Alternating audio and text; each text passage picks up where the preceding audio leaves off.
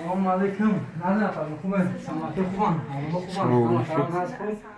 سلامت خوب. این آمده خبری چی داریم؟ نه خوبه. سلامت خوب. اولو. این آمدیم خبرگیری آمدیم نه. اما طرف خوب دیگه. خیلی بوده که نه بودیم. مکتب اومده که هم میبرم میبرم مکتب. ایچی بهتر شدگه؟ نه شدگه چی؟ ایچی خوب شدگه بخیر؟ میشود. نه سلامشان میشود. سلامتی خوب. درسش خیلی خونده سه. نه از خونده سه اوکی؟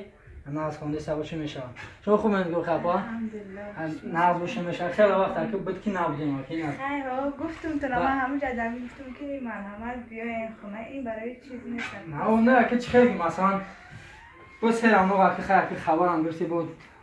که چه خیلی بود یوردم کردن خوبه خیلی یوردمایی که کردم. قدر یوردم کرده من میندارم ای همتون و ای برادرانی که مثلا این روز تا حال مرا دستگیری کردین و شما هم خیلی مرا دستگیری کردین مثلا سخنهای مرا رد نکردین هر خواهشی کردم شما مثلا همه شما اولا خدا بعد این سبب شد که شما مثلا به من کمک رسوندین من خیلی خوشحال هستم از همون برادران و خواهران و اپایی که تا حال مرا دستگیری میکنن از احوال من بخبر هستم خیلی نه حالی من همین خیلی سلام شیخ از اون هم کمکی که میکردیم حسابی هم برادران غریب بود نمی‌بود کم کسیم حسابی هم 6 ماه برادران یوردم که من کردم روی کردم نشان که خودم نبودم روی کردم پدا خیر تو خیلی ندینا بگه گفتم که مثلا نوار میکنم که خیلی کردم که چند خیلی میتونه یوردم کنم های بو من نمره کاشکر بو میمونم اینا هم نمره که مثلا از نمره کاشکر میبینین کدوم چند خدای میتونه مرحمت نمره کاشکر خیر کن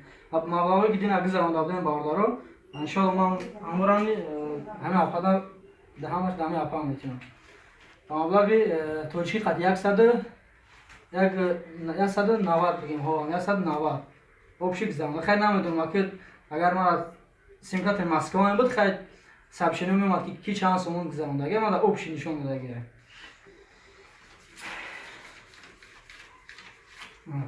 ایسا برادر غریب حق برادر غریب یکم دوی خرق نی